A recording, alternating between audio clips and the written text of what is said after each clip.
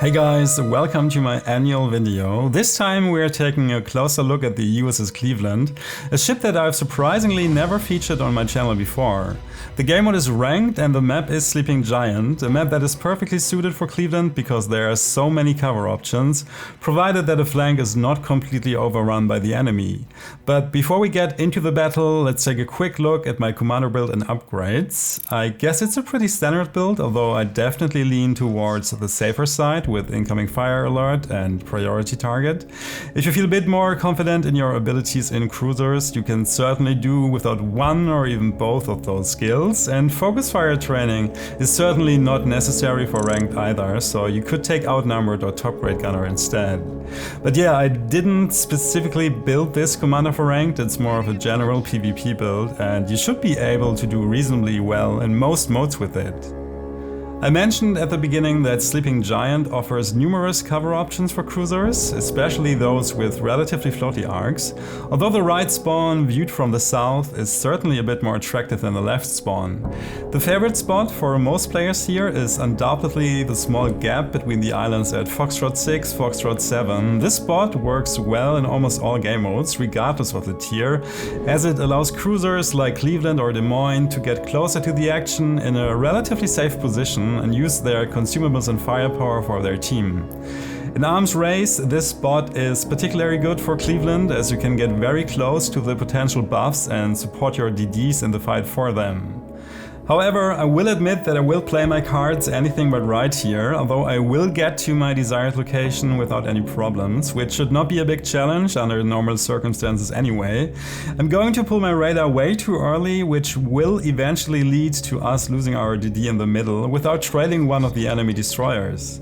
It reminded me a bit of the guy on a bike putting a stick between the spokes of his wheel meme, because without any good reason I'm going to put our team at a significant disadvantage by pressing a button too early. In my defense, I will say that it was intended as more of an info radar to get a general idea of whether any DDs were approaching, but with a 5 km hydro of our Z-23 covering the relevant area to my right and in front of the ship HP buff, and with me so close to the reload buff in the center, I simply must say that I should not have lost my patience so easily and should have waited to see what our Kagero spotted in the center first. As you can see, our Kagero in the middle is getting a beating. I assume it was a reload booster Kagero, because otherwise I don't quite understand why she wouldn't smoke up. But maybe she just saw the split and thought that smoking up was pointless anyway, considering the combined firepower of the Akitsuki and Split, even though the Pan-European DD's radar only lasts for a very short time. Obviously, having my own radar available here would have been very useful, because I think the Akitsuki just barely managed to avoid hitting the island in her smoke while trying to turn out and get away. So we could have caught her at a very vulnerable moment, and it looks like the Split would have also conveniently walked into my potential radar range. But now we have more pressing problems, as the enemy Allende is making a suicidal push and the Bismarck seems to be trying to get an angle on us too. Ignacio Allende can be a dangerous opponent for Cleveland in CQC due to her improved ricochet angles and torpedoes, and not least due to her ability to print a new ship several times over the course of a match.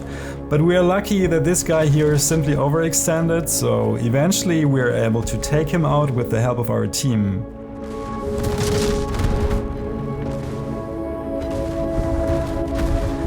The enemy split decides to take a very bold approach here by going into the center of the map, guns blazing. For a second I thought that our North Carolina was already almost dead, which would explain the very aggressive playstyle of the Yugoslavian destroyer, but that's not the case. We have a chain of islands behind us that protects us from the Bismarck, at least temporarily, while our NC continues to spot the split, so there's no reason to leave our little hideout yet, but nonetheless we will punish the split for going so recklessly into the middle of the map. She does smoke up well in our radar range, but unfortunately it's still on cooldown. Perhaps the correct play here would have been to stay put and keep blind firing her, especially considering that the NC brought her down to less than 5k HP, but I moved an inch too close towards the island so I couldn't lob my shells over it any longer, and now I'm just gonna run at the split directly. After my radar is finally ready, the split is a one-shot, but I can't really chase the Akitsuki, because if you take a look at the minimap, it appears the enemy Zieten might go into the center. In the meantime, our German battleship lost the brawl to the opposing BBs, which means that I now have 2 battleships approaching me from the rear and 1 possibly from the front, so I'm kinda stuck here. The Z-23 is making her last stand against the enemies, apart from briefly leaving this spot to collect the HP buff, which I of course greatly appreciate. She has been sitting behind that island for the whole game. It's not a great spot to be in, but if the enemy BBs want to dislodge her from there, there's a good chance that the Z might be able to take one of them with her with a point-blank torpedo attack. But yeah, as long as I don't know where the Zieten went, my maneuvering options are very limited. I can't really blame the Hawk sitting in the Thunderdome for not going out and spotting her, since there might be an Akitsuki waiting just around the corner, ready to pull a torpedo ambush on her. As frustrating as it is, I can only sit here and twiddle my thumbs until I have an idea of where the greatest threat to me is. One thing is certain, however, I could no longer sit in this small channel, as this position has definitely been compromised by the pushing Massachusetts, and if I were still stuck there, I would have long since caught a devastating AP salvo. Finally, the Zieten is spotted again, and to my utter amazement, she did not decide to go into the center for a crossfire or to push me if necessary. Instead, she followed the 2 BBs in her team. This is obviously great news for me, as it makes a large portion of the map playable again. What's not so great is that we lost our NC, and our Z-23 is definitely on the verge of being overrun as well. She may have enough alpha to guarantee the sinking of 1 battleship, but I highly doubt she'll accomplish much more than that. I was still quite undecided as to where to go, but the fact that the Akitsuki started to farm our Hawk from the supposed safety of her smoke gave me another point of interest to check out. I could try to blind fire the Japanese destroyer here. After all, Cleveland does have an excellent rate of fire, and you can cover a large area with 12 barrels, but I was not so confident in my ability to hit her reliably, and I didn't want to alert her to my presence. Preferably, I wanted to get close enough to her smoke to sink her in the span of a radar before she escapes again, but as you may have noticed, I was just briefly spotted by aircraft, which completely nullified our element of surprise. There was no way that the Akitsuki would hang around in this area for much longer, and I was simply hoping that I could still radar her before she gained too much distance. Fortunately, we were able to catch her here, but since my aim is quite poor, she will manage to slip behind the island without taking too much damage. Dispersion, especially on the second salvo, looked quite wonky. I almost feel like Dazzle was in play there, but perhaps it's more likely that the nearby island messed with the targeting system, or alternatively, my aim just sucks. So the Akitsuki got away with over 6k HP, at least the red team does not have a heal going for them, unlike us, and in the meantime the enemy Bismarck and our Z-23 rammed each other, a rather surprising outcome, but at least it was a trade and we didn't lose our last DD for free. Our Hawk pulled a notzer there, broadside right in front of the Massachusetts, which is quite unfortunate. Our British friend managed to get the Massa down to roughly 4k HP before she herself was sunk. And surely I won't have a hard time finishing off a battleship at such low HP, right? Right? Surely I won't have a hard time finishing off a battleship at such low HP, right?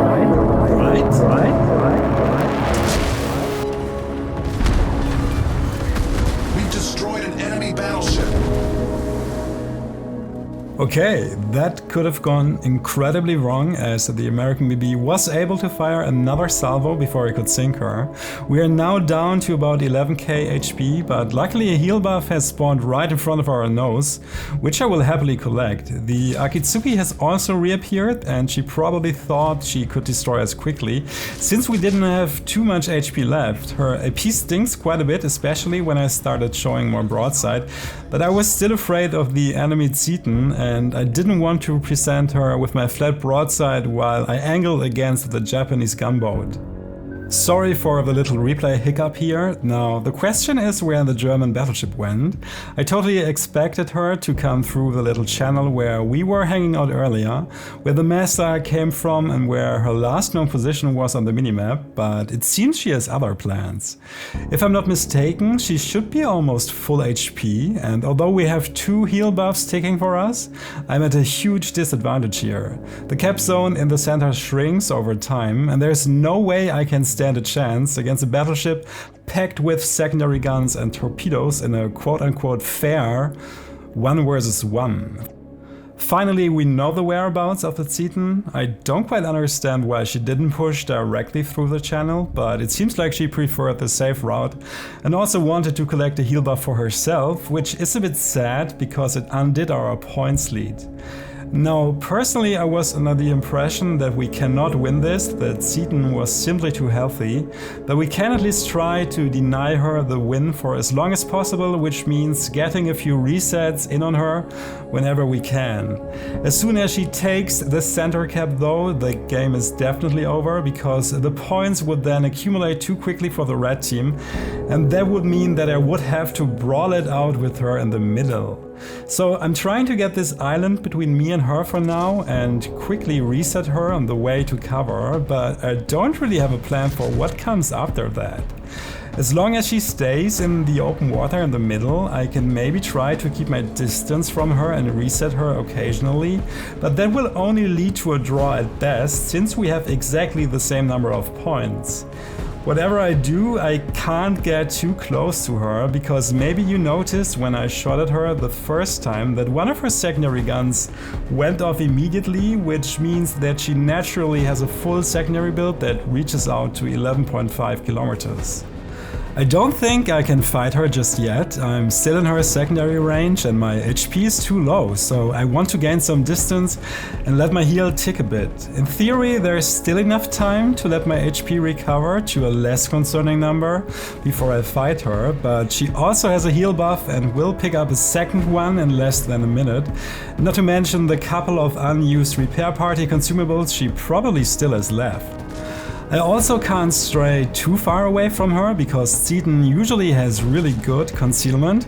With a correct build, she can reduce her concealment down to 12 kilometers, which means that you usually only have a 500 meter buffer between detection and secondary range. We did detect her at 13.3 kilometers earlier, which means that she is missing at least one concealment skill or upgrade, but I can assure you that I forgot about that in the heat of the battle. So now she has collected another heal buff, which is doubly tragic because she now also has the points lead, which means that we can't even force a draw on this round. I'm quite literally playing with fire here by spamming HE at her in an open water duel, but we have no other choice. And speaking of fire, one thing that gives me hope is that we do have some spicy fire RNG, and she seems to be the type of player who always has to put out one fire immediately. With her limited number of so-called fast damage control teams, she could pay dearly for the premature use of these later on. However, in my current state, it only takes 1 or 2 penetrations and maybe an overpan to lose the match immediately, so it might be a good idea to put an island between her and me again to lick my wounds. One thing is for sure, without the 2 heal buffs for our team, I would have been sunk long ago, and the enemy Zeton also seems to be in need of a timeout, as she's not coming after me. Now we can heal up a little bit and mentally prepare for round 2, but I'm not sure if we can regenerate enough hit points to win this fight. I feel like the German BB will eventually get used to my erratic W and S spamming, and it only takes a little skill and the blessing of RNGesus to sink a light cruiser with so few hit points. I have to admit that as I was sailing along here, I suddenly had a terrible suspicion before the Zetan showed up again. I was afraid that she had only pretended not to chase me and that she could have turned around and prepared an ambush. So I really wondered if I was about to throw, and I probably should have pulled a radar earlier. Luckily she did not, and we were once again able to detect her first. It seems like she really wants to get away from us, and I want to apologize for the frantic shift pressing, but I was really tense at that point because I thought we might have a small chance of winning this if I don't mess up my dodging.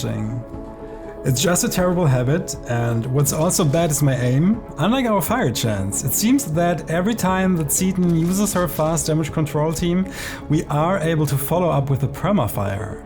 However, it gets quite painful to watch my subsequent salvos. I'm simply not accounting for the fact that she is getting closer to me at a slightly diagonal angle, and I need numerous salvos before I can finally hit my shots again. Our salvos are landing a bit more consistently now. Luckily I'm not the only one who has trouble aiming. I can only imagine how frustrated this player must feel. Sure, their aim is not particularly good, but even if you aim well, battleships that only fire 6 shells can feel incredibly frustrating. And with my hundreds of Renown 44 and Gneisenau battles, I can definitely attest to that. I had the impression that the Zetan no longer has any fast damage control teams available. They only have a 40-second cooldown, and these have long since expired since the last use, and considering the urge of this player to extinguish every single fire immediately, I find it very surprising that my fire is still burning. I had to basically stop here to get a few more salvos on the German BB before she went dark, and we are fortunate enough to set not 1, but 2 more fires that are possibly permanent. Now it's our 3 fires ticking against her 2 heal buffs. Obviously the fires deal a lot more damage, but maybe she also has another repair party available. I'm watching the damage counter in the upper right corner very tensely. And it's enough! It's enough to sink her. Wow. Wow. That was a crazy match. Obviously, it was a lot more difficult than it should have been, because I played anything but perfect, like there's no doubt about this, but I think in the end we made up for our mistakes.